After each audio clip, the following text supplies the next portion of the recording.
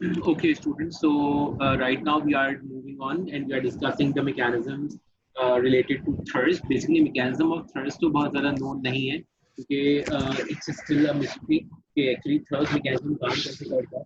अगर जब भी body fluids की osmolality बढ़ जाती है या body fluids का volume specifically blood volume या pressure reduce हो जाता है तो thirst का sensation develop होता है. तो थर्स्ट सेंसेशन डेवलप होने के रीजंस कौन से हो सकते हैं? या तो बॉडी फ्लूइड ऑस्मोलैरिटी बढ़ गई या ब्लड वॉल्यूम और प्रेशर कम हो गया. ये दो रीजंस हो सकते हैं. अब इन दोनों स्टिमुलस में से जो ऑस्मोलैरिटी वाला इन्फ्लुएंस है ना वो ज्यादा स्ट्रॉन्ग होता है. क्यों? कि प्लाज्मा ऑस्मोलैरिटी सिर्फ 2 to 3% भी अगर कम हो जाए तो बहुत स्ट्रॉन्ग डिजायर आती है आपको पानी पीने की. जबकि डिक्रीज इन ब्लड वॉल्यूम जब तक 10% to 15% नहीं हो जाएगा तब तक सेम रिस्पॉन्स नहीं आता. और 10 to 15% ब्लड वॉल्यूम लॉस आम कंडीशन में तो नहीं हो सकता ना, क्योंकि ये तो कंडीशन सिर्फ उस वक्त है कि जिस वक्त for example if a person is suffering from bleeding, उसको किसी किस्म का कोई इंजरी आई है जिससे उसकी बॉडी में ब्लड लूज हो रहा है उसके कार्डियोवैस्कुलर सिस्टम से, तब जाके 10 to 15% blood volume would decrease या प्रेशर इतना कम होना शुरू होगा. तो अंडर नॉर्मल सर्कमस्टेंसेस सिर्फ हाइपरटोनिसिटी ही होती है जो हमारी थर्स्ट को गवर्न कर रही होती है. जरा सी हमें प्यास लगती है, इसका मतलब हमारा जो ब्लड का वो है वॉल्यूम वो हिलना शुरू हो गया है, सॉरी सॉल्ट कंटेंट हिलना शुरू हो गया है. ओके, न्यूरल सेंटर्स जो होते हैं वो थर्स्ट के अंदर वो कौन से हैं? वो सेम है जो कि हाइपोथैलेमस रेगुलेट करने में इन्वॉल्व होते हैं और उसी की सिक्रीशन के थ्रू काम कर रहे हैं. एंजियोटेंसिन 2 जो हार्मोन है it acts on the thirst centre, the subcortical region. Thirst centre what is it called? It's called as a subcortical region, जहाँ से सेंसेशन ऑफ थर्स्ट स्टार्ट होती है. और एंजियोटेंसिन 2 लेवल जो होते हैं वो बढ़ जाते हैं किस वक्त? जिस वक्त थर्स्ट का आपके पास सेंसेशन डेवलप हो रहा होता है.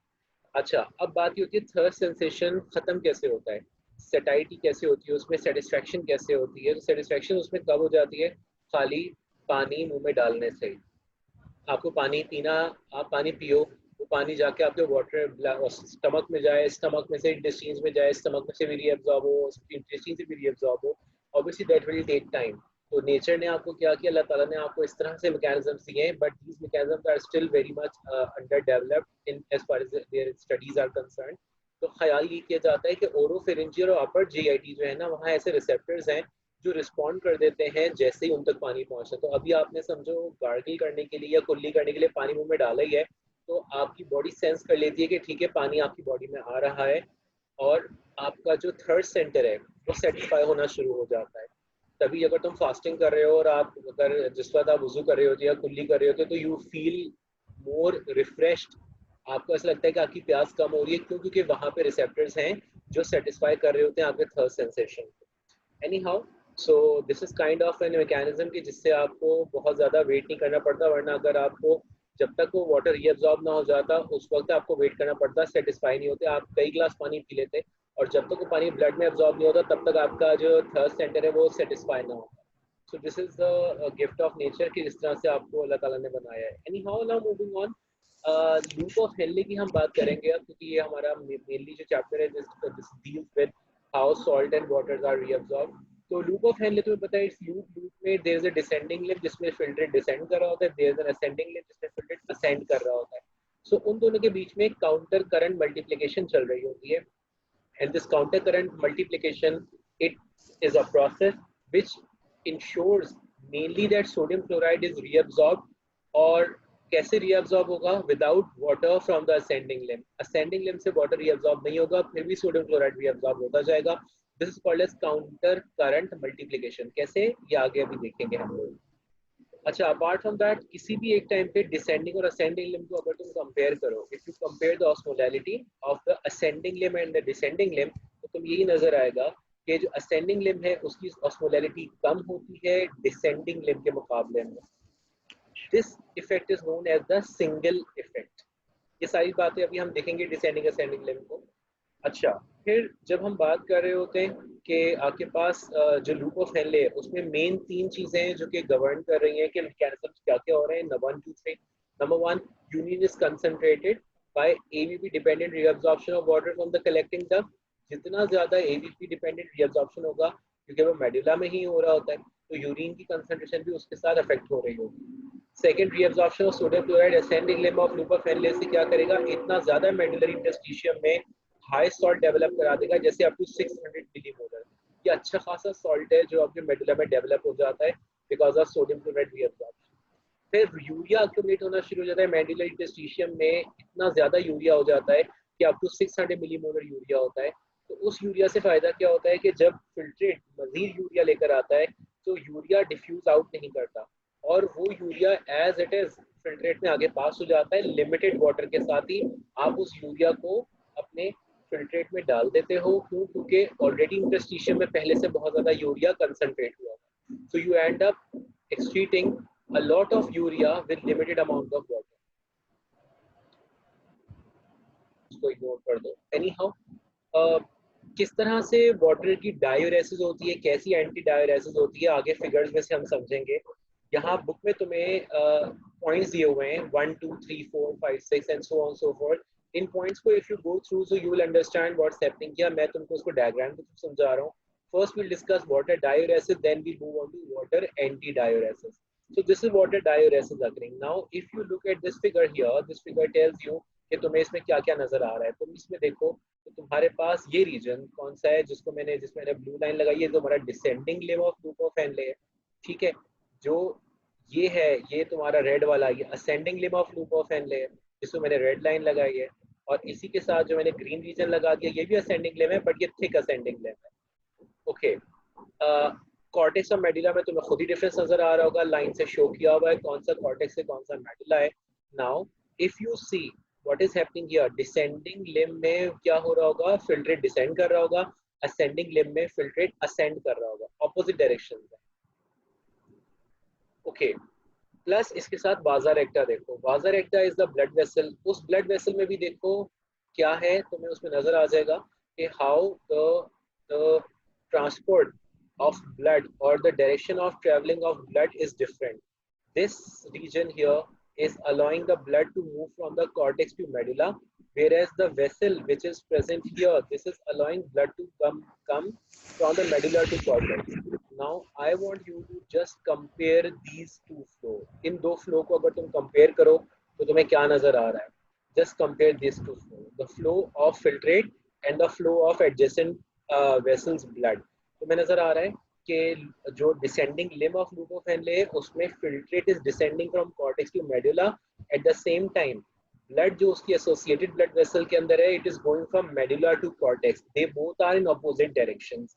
सो ये क्या है, ये काउंटर करंट्स एग्जिस्ट कर रहे हैं। Counter currents are existing on the level of the ascending and descending limb of loop of Henle as well as between the limb of loop of Henle and the associated blood vessel as well. Now what is happening further here, सबसे पहले क्या होता है, तुम्हारे पास filtrate आया into the loop of Henle, it starts to descend into the descending limb. The descending limb is permeable to water, so water starts to move out into the medulla. Why? Because medulla is already having a high salt concentration. So water moves out due to there's a high salt concentration. Water goes out into the medullary interstitium. Now the filtrate, when it goes from number 2 to number 3, the filtrate has lost a lot of water. Now this filtrate is already very concentrated. The ascending limb is impermeable to water but permeable to sodium and chloride. So in the wall of the ascending limb there are channels and pumps that actively promote sodium and chloride loss from the filtrate. So the sodium chloride comes and accumulate into the interstitium. So number 3 में तुम्हें नजर आ रहे हैं sodium chloride क्या कर रहा है, it is moving out of the filtrate. इसकी वजह से इंटरस्टिशियम कैसा हो जाता है, हाइपर ऑस्मोटिक हो जाता है, ऑस्मोलैरिटी बढ़ जाती है, and because of that descending limb will keep on losing water. यही चीज तुम थिक असेंडिंग लिम्ब में भी देखो, थिक असेंडिंग लिम्ब में भी sodium chloride constantly move out कर रहा है और वहां पे भी वाटर नहीं मूव कर रहा। तो नंबर 4, अगर तुम फिल्ट्रेट को देखो फ्रॉम 1 to 2 जो फिल्ट्रेट आया तो उसमें क्या हुआ, फिल्ट्रेट कंसंट्रेटेड हो गया 1 से 2 में आते हुए क्योंकि वाटर कम हो गया। 2 से 3 में आया तो फिल्ट्रेट और कंसंट्रेट हो गया बिकॉज वाटर और कम हो गया था। But when the filtrate goes from 3 to 4 the filtrate becomes diluted. filtrate becomes diluted from part 3 number third point to the fourth point. Why? Because sodium chloride is being reabsorbed. So the thick ascending region, जिसको मैंने green, जिस पे मैंने तुम्हारे पास color add किया है, this region, ये सारा क्या है? ये तुम्हारे पास, this is called as the diluting segment of nephron. ये जो green वाला region है, thick ascending limb, this is called as the diluting segment of nephron because it dilutes the filtrate which was highly, you can say, high in salt concentration when it reached the 0.3 और जब 0.4 तक आया तो उसका salt concentration कम हो गया. Okay, then as I told you earlier as well कि जो thick ascending limb है उसके onwards water की reabsorption भी कहीं नहीं हो रही होती, तो ये filtrate as 5 में जाएगा, as 6 में जाएगा, 7 में जाएगा, और क्योंकि medullary interstitium में यूरिया बहुत ज़्यादा बढ़ा हुआ था तो वो यूरिया भी wash out होके आपके नेफ्रॉन में चला जाएगा, and from the nephron this filtrate will form. और ये filtrate क्या होगा? ये filtrate eventually आपका यूरिन बनाएगा. This filtrate here जिसको मैंने यहाँ पे ये ऐड कर रहा हूँ, this will filtrate is the filtrate जो आपका यूरिन बना देगा. It will go to the pelvis और फिर आपके पास यूरेटर से ये यूरिनरी ब्लैडर में पहुँच जाएगा. So ये जो पूरा प्रोसेस था ये क्या था? This was all water diuresis. Water diuresis क्यों? क्योंकि आपने ऐसा यूरिन प्रोड्यूस किया है जो ज्यादा क्वांटिटी में है, जो ज्यादा वॉल्यूम में है. This is water diuresis. इसमें कोई एवीपी हार्मोन इन्वॉल्व नहीं हुआ. So this is water antidiuresis now. Now with this water antidiuresis, you can see that the entire story will be same. 0.1, 0.2, 0.3, 0.4 the same. Excuse me, sir. Yes. Sir ये जो urea गया है दोबारा nephron में, ये समझ में नहीं आया मुझे, क्यों गया? मतलब क्या चीज कहाँ गया? दोबारा बोलो. 7 जो लास्ट है ये यूरिया दोबारा नेफ्रॉन में गया है ना, तो ये क्यों गया है? क्या? देखो नेफ्रॉन में यूरिया इसलिए गया बिकॉज यूरिया परमिएबल होते हैं नेफ्रॉन के सेल्स, नंबर 1. दूसरी बात ये urea already is in high concentration in the medullary interstitium, तो जितना भी फिल्ट्रेट होगा उसमें डिफ्यूजन ग्रेडियंट के accordingly urea will keep on adding up into the filtrate. For example the filtrate coming into nephron is having less urea, then diffusion gradients के through urea will enter from the interstitium into the filtrate. This is called as urea recycling. Urea recycling ensure करती है कि large quantities of urea can be excreted out of nephron using limited water. Come water के साथ ज्यादा urea को आप भेज दो. अगर तुम 0.7 देखो उसमें देखो यूरिया वापस आ रहा है, इंटरस्टिशियम में वापस आ रहा है. ये डिफ्यूजन ग्रेडियंट ही शो किया है. डिफ्यूजन ग्रेडियंट के अकॉर्डिंगली वो इंटरस्टिशियम में आ जाएगा, और अगर उसका ग्रेडियंट ऐसे एस्टैब्लिश हुआ कि उसे दोबारा फिल्ट्रेट में ऐड होना है तो it will add up again into the filtrate जो कि तुम्हारे पास 0.2 से 0.3 पे जा रहा होगा. सो ये ऑस्मोलैरिटी को भी, हाँ वेलकम, ये ऑस्मोलैरिटी को भी अफेक्ट कर रहा होगा वाटर की, सो दैट वाटर की रीअब्जॉर्प्शंस और वो सब भी साथ साथ चलता रहे. Okay, coming back, I told you कि देखो 0.4 तक सारी जिसकी पाथवे वो सारा वही है जो हमने वाटर डायरेसिस में देखा था. डिफरेंस कहाँ पे आ रहा है? नंबर 5, 6, 7 पे. वो डिफरेंस क्या है? वो डिफरेंस है कि वाटर स्टार्ट हो गया रीअब्सॉर्ब होना in the late distal tubule and the collecting. ये चीज हम ऑलरेडी देख चुके कि एडीएच या एवीपी उसका रिसेप्टर होता ही लेट डिस्टल ट्यूब्यूल के बेसोलेटरल मेम्ब्रेन पे है या कलेक्टिंग डक्ट में लेट डिस्टल ट्यूब्यूल पे. Principal cells they have AVP receptor. AVP receptor क्या करता है? एवीपी का रिसेप्टर जो V2 रिसेप्टर है वो प्रेजेंट होता है. So collecting duct and late distal tubule ये सारा रीजन क्या हो जाएगा? वाटर परमिएबल हो जाएगा. This entire part becomes water permeable. ये पूरा रीजन ऊपर अगर तुम डायग्राम देखोगे तो वाटर इम्परमिएबल था. So when it becomes water permeable, it will allow water to come out into the interstitium. जब water बाहर आना शुरू हो जाएगा, it will cause more water to be reabsorbed. ज़्यादा water reabsorb होगा, so more water will be reabsorbed because of the influence of ADH. This is the and eventually जो urine pass out होगा, जो filtrate बनेगा, उसका volume कम होगा. This is anti-diuresis occurring. You have successfully prevented loss of excess water from the body. You have actually prevented water lost from the body, water will stay within your body, और आपके जो body fluids हैं उनका volume जो है वो drastically decrease नहीं हो. The description is given for all both these diagrams on the subsequent pages. These point 1, 2, 3, 4, 5, 6, 7, whichever are stated on the diagram, they all are elaborated in the text here. इसको तुम लोग go through कर सकते हो. This is entirely the process that I have explained. And then the role of urea. Urea किस तरह से add कर रहा है? How it is attributing to the 600 millimolar concentration in the testitium, जिसकी वजह से लिमिटेड वाटर के साथ ही सारा यूरिया आप एक्सक्रीट आउट कर सकते हो. So these are the remarkable features in your kidney. You can just refer to this text here. To this, ये क्या है तुम्हारे पास? This is basically a representation of how the renin-angiotensin aldosterone pathway works. अब renin-angiotensin aldosterone pathway किस तरह से work कर रहा होता है? अगर तुम्हारे पास स्टिमुलस आ जाता है renin की सिक्रेशन का, so किस तरह से how is it acting? तुम्हारे पास renin रिलीज होगा, वो कब? जब सोडियम क्लोराइड और वाटर की जो तुम्हारे पास किडनी में फिल्ट्रेट में उनकी कंसंट्रेशन कम है. If sodium chloride and water are low, then they will promote renin release. Renin will cause angiotensinogen to be converted to angiotensin 1. Angiotensinogen कहाँ से आता है? लिवर से आता है. Angiotensin 1 बन गया. Angiotensin 1 then goes to the lungs. Lungs में there is ACE, angiotensin converting enzyme. वो लंग में होता है. It converts angiotensin 1 to angiotensin 2.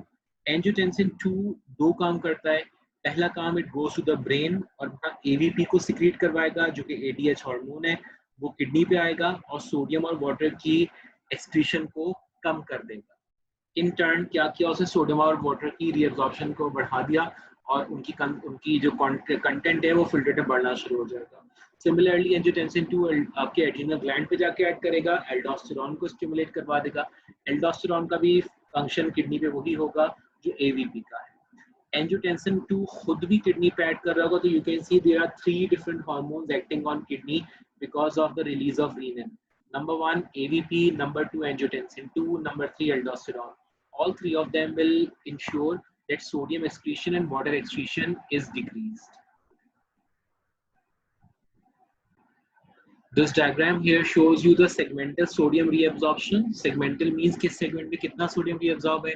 67% reabsorb होता है proximal lobule में, thick ascending limb तक 25%, 5% distal lobule, 3% collecting ducts, and then less than 1% जो होता है वो आपके पास यूरिन में पास आउट हो जाता है. Okay, this diagram here just shows you how volume expansion, अगर blood volume बढ़ जाएगा, sympathetic activity कम हो जाएगी. Increase blood volume heart में ANP और BNP को रिलीज करवाएगा जो ब्रेन में AVP की डिक्रीशन को कम कर देंगे. ANP BNP will then cause urodilatan release and urodilatan फिर क्या करेगा? आपके पास सोडियम और वाटर की एक्सक्रीशन को प्रमोट कर देगा. सिंपैथेटिक एक्टिविटी कम हो गई थी, रीनिन का सिक्रीशन भी कम करवा देगा, एंजियोटेंसिन 1 कम हो जाएगा, लंग्स में जाएगा, एंजियोटेंसिन 2 भी कम हो जाएगा, एड्रिनल ग्लैंड भी कम स्टिमुलेट होंगे, एल्डोस्टेरोन का वैल्यू लेवल भी कम हो जाएगा. ये जब वॉल्यूम एक्सपेंशन हो गया means your blood volume increased.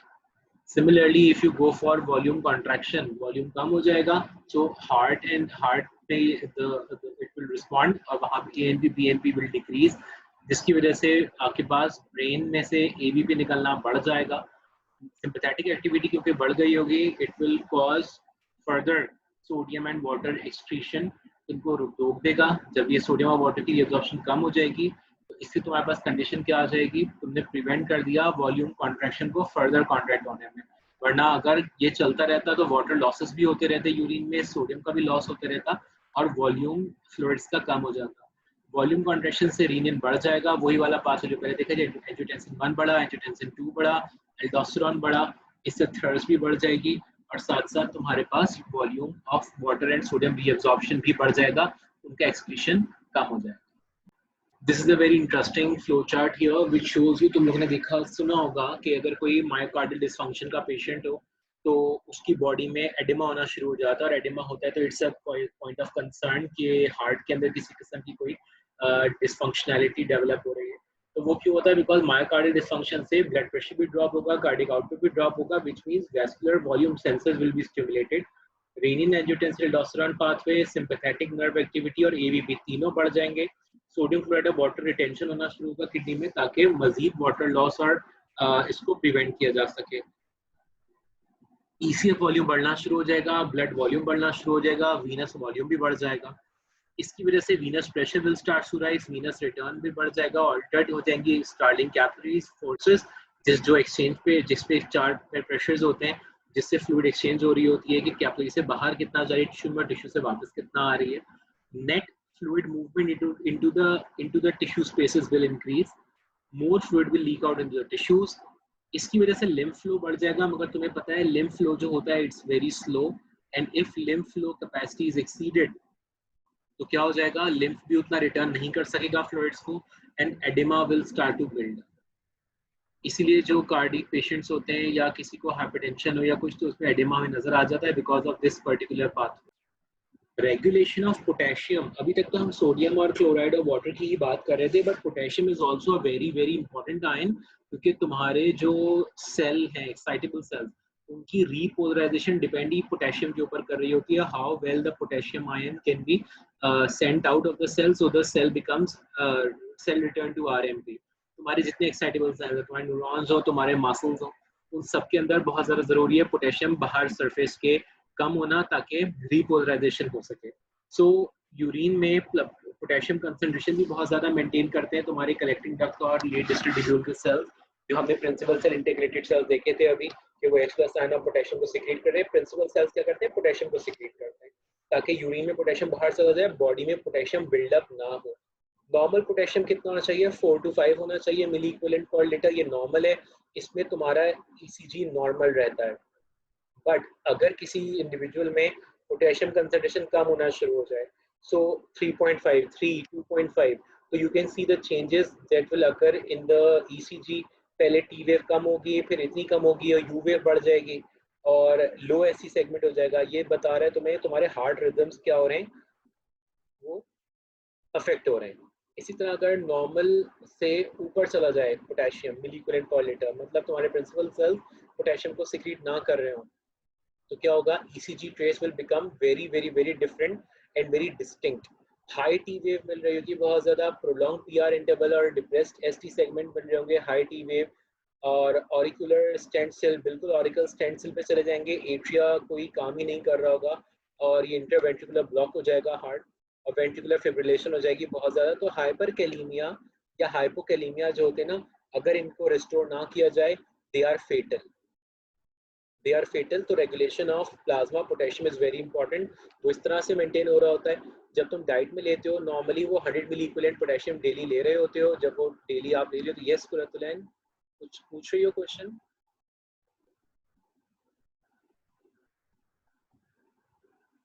अच्छा, I think that probably was by mistake. तो यहाँ पे क्या हो रहा है, यहाँ पे तुम देखो डाइट में 100 मिली इक्विवेलेंट पर लीटर तुमने पर डे पोटेशियम तुमने लिया और एब्जॉर्प्शन हुआ अबाउट 90 का। उसके बाद एक्स्ट्रासेलुलर फ्लूइड में 65 रह जाता है, टिश्यू स्टोर्स में अप्रॉक्सीमेटली 3435 होता है। वो डिपेंड करता है तुम्हारे हार्मोन्स पे, insulin, aldosterone, beta adrenergic agonist, इन पे डिपेंड करता है, और अल्फा एड्रीनर्जिक एगनिस्ट उसको रिटर्न करते हैं ईसीएफ में। जितना पोटेशियम तुम्हारे पास बढ़ जाता है 90 to 95 मिली इक्विवेलेंट पर लीटर, वो किडनी उसको एक्सक्रीट कर देते हैं।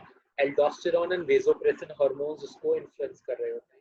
बात ये है कि पोटेशियम की कंसंट्रेशन यूरिन में और बॉडी फ्लूइड में मेंटेन करना ज़रूरी है, वरना हार्ट रिदम्स और मसल की कॉन्ट्रैक्शन रिलैक्सेशन या तुम्हारे जो न्यूरॉन्स हैं उनकी बैलेंसिंग, उनकी आरएमपी को रिस्टोर करना, वो सब कुछ डिफिकल्ट होना शुरू हो जाएगा और एब्रप्ट और क्योटिक हो जाएगा। पोटेशियम डिप्लीशन और इनहेंस पोटेशियम इनटेक को यहाँ पे कंपेयर किया हुआ है कि किस तरह से उसकी कंडीशंस में the absorption of potassium is changing, potassium depletion में किस तरह से आपकी किडनीज रिएक्ट करती हैं और पोटेशियम इंक्रीज लोड में क्या करती हैं। दोनों में तुम देख लो कि अगर पोटेशियम डिप्लीशन है तो सिर्फ 1% तक पोटेशियम बॉडी से बाहर गया, और जब पोटेशियम ज़्यादा इंटेक कर लिया था तुमने, तो तुम्हारे नेफ्रॉन्स ने 15 to 80% तक पोटेशियम को बाहर निकाल दिया। तो दिस इज अबाउट पोटेशियम। ये यहाँ पे प्रिंसिपल सेल्स वाली बात दोबारा आ गई। प्रिंसिपल सेल्स किस तरह से इन्वॉल्व होते हैं, अल्फा इंटरकलेटेड सेल्स किस तरह से इन्वॉल्व हैं, ये भी हम लोग पहले देख चुके हैं। दोबारा यहाँ पे इस डायग्राम्स को देख सकते हो, यूनी डायग्राम्स की रीइंफोर्समेंट है with some more details. Just go through these diagrams. तो लोग जो ऊपर डायग्राम मैंने अभी तुम लोग के साथ डिस्कस किए थे ऑफ प्रिंसिपल है alpha intercalated cells, they are good enough. But ये वाले डायग्राम्स भी देख लेना, क्योंकि यहाँ तुम्हें बात शो की हुई है कि alpha intercalated cell H plus की सिक्रीशन के साथ साथ पोटेशियम को भी सिक्रीट करता है, और प्रिंसिपल सेल तो पोटेशियम को सिक्रीट करता ही है, ये हम लोग ऑलरेडी देख चुके हैं। So this is how potassium secretion is governed by your principal cell.